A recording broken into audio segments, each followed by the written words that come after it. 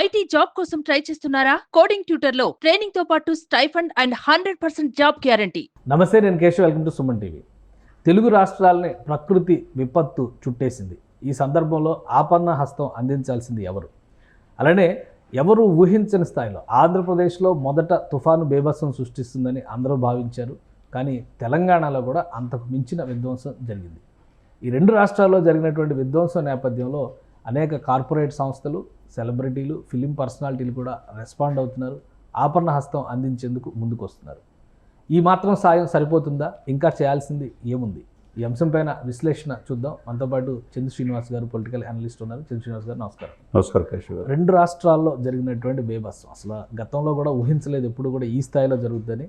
ముందు ఉమ్మడి కృష్ణా జిల్లా పరిధిలో జరిగేటువంటి నష్టం అనుకున్నారు. అనూహ్యంగా తెలంగాణలో కూడా ఆ స్థాయిలో జరిగింది. ఇప్పుడు ఆపన్న హస్తం అందించే క్రమంలో చేస్తున్నటువంటి ప్రకటనలు కావచ్చు, అందిస్తున్నటువంటి సాయం కావచ్చు, ఇది సరిపోతుందా? ఇంకా ఏమైనా చేయాల్సింది ఉందా? డెఫినెట్గా అండి. అంటే ఒక మెట్టు అయితే ఎక్కాలి కదా, దేనికైనా రీచ్ అవ్వాలంటే.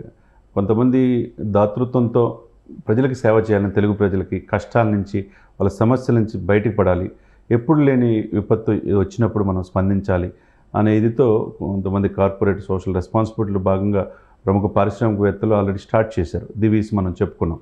ఆ తర్వాత మీకు మెగా వాళ్ళు కూడా ఎంటర్ అయినట్టున్నారు. మిగతా ఏదైతే సమస్యలు ఉన్నాయో ఈ గడ్డ మీద పుట్టి ఇక్కడ పరిశ్రమలు పెట్టి ఎంప్లాయ్మెంట్ కల్పించడంతో పాటు ఆదాయం కూడా ఉండి దేశంలో ధనవంతులుగా మారిపోయారు. అది సినిమా సెలబ్రిటీస్ కావచ్చు, పారిశ్రామికవేత్తలు కావచ్చు. ఎవరైనా సరే ఇటువంటి విపత్కరమైన పరిస్థితి వచ్చినప్పుడు మనం పుట్టిన తర్వాత చూడలా. ఇంత కృష్ణమ్మ, ఇంత బుడమేరు పొంగటం, కృష్ణా నదిలో అనేక ఇది మొత్తం కంప్లీట్ మునిగిపోవటం, ఇప్పటికి కూడా పూర్తిగా అక్కడి నుంచి బయటపడాల. అది ఇక్కడ మన తెలంగాణ రాష్ట్రంలో కూడా ఖమ్మం కావచ్చు, మహబూబ్నగర్ కావచ్చు, కర్నూలు కావచ్చు, కొన్ని ప్లేసులు చూస్తే, ఇది నల్గొండ కావచ్చు. ఆ యొక్క ఇది వల్ల ప్రజలు ఎప్పుడూ లేని విధంగా, అంటే నైటు నుంచి తెల్లారే తల్లికి వాళ్ళు పరిస్థితి, ప్రాణాలు అరచేతిలో పెట్టుకొని బతికే పరిస్థితి, సర్వస్వం కోల్పోయి.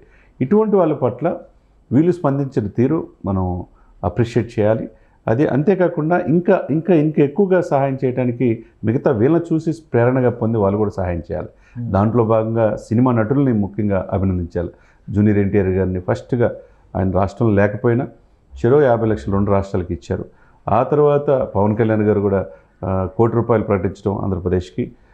అదేవిధంగా మహేష్ గారు 50 లక్షలు, తర్వాత బాలకృష్ణ గారు 50 లక్షలు. ఇట్లా ప్రతి ఒక్కరు కూడా మేమున్నాం అనే భరోసా ఏదైతే ఇచ్చారో ఆ చెక్కులు ఇస్తామని చెప్పంటూ, చివరికి మాజీ హైకోర్టు ప్రధాన న్యాయమూర్తి సుప్రీంకోర్టు ప్రధాన న్యాయమూర్తి గారు ఎన్వి రమణ గారు కూడా చెరో 10 లక్షలు ఇరు రాష్ట్రాలకు ఇవ్వటం అనేది, అటువైపు వెంకయ్యనాయుడు గారు కూడా చెరో రాష్ట్రాలకి 5 లక్షలు ఇచ్చారు.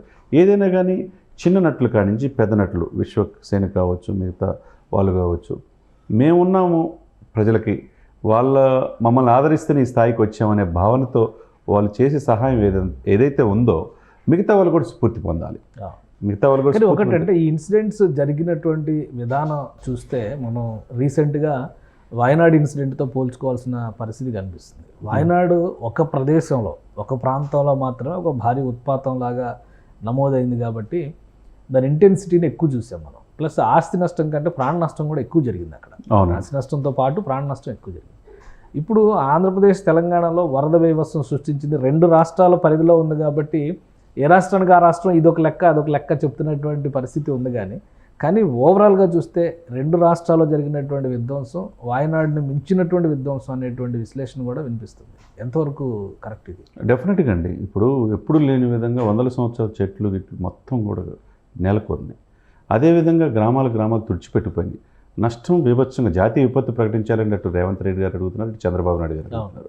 అది జాతీయ విపత్తు వాళ్ళ బృందాలు వచ్చి, ప్రకృతి వైపరీత్యాల బృందం వచ్చి పరిశీలించి వాళ్ళ యొక్క నివేదికల ప్రకారం వాళ్ళు జాతీయ విపత్తును ప్రకటిస్తారు. ఎందుకంటే దీనికి కారణం ఎవరు?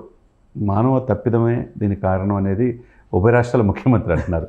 రేవంత్ రెడ్డి గారు మరింత ముందుకు వచ్చి ఈ చెరువులు ఆక్రమించుకోవటం, నాలాల మీదే ఇప్పుడు ఖమ్మంలో జరిగిన మాజీ మంత్రులు ఆక్రమించారు ఎక్కడికక్కడ. ఈ పరిస్థితి మహబూబ్నగర్లో జరిగినా ఇదే, నల్గొండ జరిగినా ఇదే, సూర్యాపేట జరిగిన ఇదే అని చెప్పేసి సాక్షాత్ చెప్తున్నాడు. దాని దిశగా హైడ్రాని మొత్తం కంప్లీట్ అన్ని జిల్లాలు విస్తరించాలి, కలెక్టర్లు మీరు ఆ వ్యవస్థ నెలకొల్పని చెప్తున్నారు. అదే చూస్తే చివరికి ఆంధ్రప్రదేశ్లో కూడా ఈ పరిస్థితులు ఎందుకు వచ్చినాయి అనేది చూడాలి.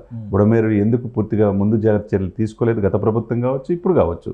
దీని నుంచి ఎట్లా ఓవర్కమ్ అవ్వాలి? ప్రజలు ఏం తప్పు చేశారు? ఇక్కడ ప్రకృతి విలయతాండం చేసింది. దానికి కారణాలు మానవులు కూడా. ఇప్పుడు వాయనాడు పరిస్థితి మనం చూసాం, పక్కన బెంగళూరు పరిస్థితి చూసాం. వాయనాడులో అయితే 100 మంది చనిపోయారు, ఇక్కడ 10 సంఖ్యలో. ఇక్కడ ప్రాణ నష్టం తక్కువ జరిగినప్పటికీ కూడా కానీ ఆస్తులు విపరీతంగా విధ్వంసం ఎక్కువ జరిగింది అనేటువంటి ఎక్కువ జరిగిందని, అంటే సర్వస్వం కోల్పోయారు. వాయనాడుని మించిన విపత్తు కనిపిస్తుంది, విపత్తు కనపడుతుంది. దీన్ని మరి వాళ్ళ బృందాలు, సెంట్రల్ గవర్నమెంట్ బృందాలు రావాలి, అదేవిధంగా స్వచ్ఛంద సంస్థలు ముందు రావాలి. ప్రభుత్వాలు ఇప్పుడు సినిమా నటులు కానించి అందరూ కూడా స్పందించారు. ఈ స్పందించిన తీరు మిగతా వాళ్ళు కూడా ఆదర్శంగా తీసుకోవాలి. మిగతా వాళ్ళు కూడా ఉన్నారు కదండి, ఇంకా చాలామంది అగ్రశ్రేణి నటులు ఉన్నారు. వాళ్ళు కూడా వీళ్ళు చేసిన స్ఫూర్తితో, ఇప్పుడు చిరంజీవి గారు చేసిన, బాలకృష్ణ గారు చేసిన, పవన్ కళ్యాణ్ గారు చేసిన, లేకపోతే మహేష్ బాబు గారు చేసిన, జూనియర్ ఎన్టీఆర్ చేసిన, ఇట్లా మేము కూడా ఉన్నామనేది రావాలి కదా. ఎందుకంటే ప్రజల నుంచే వాళ్ళు మంచి ఎంజాయ్మెంట్ కోసం సినిమాలు చూస్తారు. ఈ సినిమాలు చూడబట్టే మీరు ఈ స్థాయిలో ఎదిగారు. ఆ విధంగా స్పందించాల్సిన ఉదయం వీళ్ళకి సినీ నటులకు ఉంది, అదేవిధంగా పారిశ్రామికవేత్తలు ఉంది, తర్వాత ఇండస్ట్రియలిస్టులు, తర్వాత రియల్ ఎస్టేట్ సంస్థలు, ఏదైనా కావచ్చు. ఇటువంటి పరిస్థితులు, విపత్కరమైన పరిస్థితుల్లో మీరు చెప్పినట్టుగా కేశవ్ గారు, వాయనాడుని మించి విధ్వంసం జరిగింది, ఆస్తులు సర్వస్వం కోల్పోయారు. అన్నీ ప్రభుత్వాలకు చేయలేవు. ప్రభుత్వాలకు ఆపన్నాస్తం అందించాలిగా. సీఎం రిలీఫ్ ఫండ్కి ఇవ్వాలి కదా. ఇరు రాష్ట్రాలు అంటే ఒక రకంగా ఈ ఉపశమన చర్యలు తీసుకుంటున్నటువంటి విధానం కానీ ప్రకృతి కొంతవరకు సహకరిస్తే అసలు తేరుకోవడానికి ఎంత సమయం పట్టవచ్చు? ఇది డెఫినెట్గా పట్టిద్దండి, చాలా టైం పట్టిద్ది. ఇప్పుడు అయ్యేది కాదు ఇది. ఎందుకంటే ఆ పరిస్థితులు అంటే ఇప్పుడు ఒక ఇల్లు కట్టుకొని 20 సంవత్సరాలు 10 సంవత్సరాలు ఇల్లు కూడా complete first floor second floor మునిగిపోవటం అంటే ఇంకా అది ఎలా? వాళ్ళ అన్నీ కూడా ఆస్తులు మొత్తం కొట్టుకుపోయినాయి. ఇక్కడ జీవాలు మిగతా అన్నీ కూడా వెళ్ళిపోయినాయి. అంటే మనుషులు అయితే కొంతమంది మేరకు చనిపోయారు. అంటే ప్రభుత్వం తీసుకున్న ఎమ్మటి చర్యల వల్ల, కేంద్ర ప్రభుత్వం కూడా విపత్తు డిజాస్టర్ మేనేజ్మెంట్ బృందాలు, హెలికాప్టర్లు పంపటం వల్ల మానవులు చనిపోవడం అనేది మనుషులు చనిపోవడం తక్కువైపోయింది. వాళ్ళని ఎమ్మటి సేఫ్గా చేశారు. ఓవరాల్గా ఒక 37 మంది దాకా రెండు రాష్ట్రాల్లో కలిపి అంతే. అంటే ఎక్కువగా ఖమ్మంలో ఇన్సిడెంట్స్లో వల్ల ఇదైపోయారు. ఆంధ్రప్రదేశ్లో విజయవాడ ఎక్కువగా దెబ్బతిన్నది కాబట్టి కృష్ణా నది, బుడమేరు, ఇక కృష్ణమ్మ శాంతించింది కాబట్టి సరిపోయింది. అంశల దేవిలో తొందరగా వెళ్ళి కలిసిపోబట్టి, లేకపోతే ఇంకా విజయవాడ ఇంకా ఎక్కువగా ఎఫెక్ట్ అయ్యే అవకాశం. కాబట్టి చంద్రబాబు నాయుడు గారిని కూడా ఆయన 74 సంవత్సరాల వయసులో ఆయన చూపించిన తెగువ నైట్ 11, 12, 1 గంట కూడా ఆయన వెళ్ళి మేమున్నామని చెప్పేసి ఆ డ్రోన్స్, అత్యధున టెక్నాలజీని ఉపయోగించుకొని డ్రోన్స్ ద్వారా ఫుడ్ ప్యాకెట్స్ ఇవ్వటం బిల్డింగ్ల మీద, ఇవన్నీ కూడా మంచి ఇదిగా ప్రజలకి తమ వంతు ఎక్కడ కూడా నిర్విరామంగా నిద్ర లేకుండా ఇరు రాష్ట్రాల ముఖ్యమంత్రులు చేసిన దానికి ఇరు రాష్ట్రాల ముఖ్యమంత్రుల్ని సుమన్ టీవీ తరపున ప్రత్యేకంగా అభినందించాలి. రైట్. థ్యాంక్ యూ శ్రీనివాస్ గారు, మీ అభిప్రాయం తెలియజేసినందుకు. ఇది 2 రాష్ట్రాల్లో కూడా ఈ విపత్తు జరిగినటువంటి ప్రదేశాల్లో ప్రజలు తేరుకోవడానికి ఖచ్చితంగా కొంత సమయం పడుతుంది. అలానే వాయనాడుని మించినటువంటి విపత్తుగా దీన్ని ఎందుకు చెప్పాల్సి వస్తుందంటే తీవ్రత విషయంలో, ప్రాణ నష్టం తక్కువ ఉన్నప్పటికీ కూడా ఆస్తి నష్టం విషయంలో మాత్రం చాలా అపారమైనటువంటి నష్టం జరిగింది 2 రాష్ట్రాల్లోనూ అనేటువంటి అభిప్రాయాన్ని శ్రీనివాస్ గారు వ్యక్తం చేస్తున్నారు. ఇది special discussion. Keep watching. Suman టీవీలో మీ పర్సనల్ అండ్ బిజినెస్ ప్రమోషన్స్ కోసం కింది నెంబర్కి కాంటాక్ట్ చేయండి.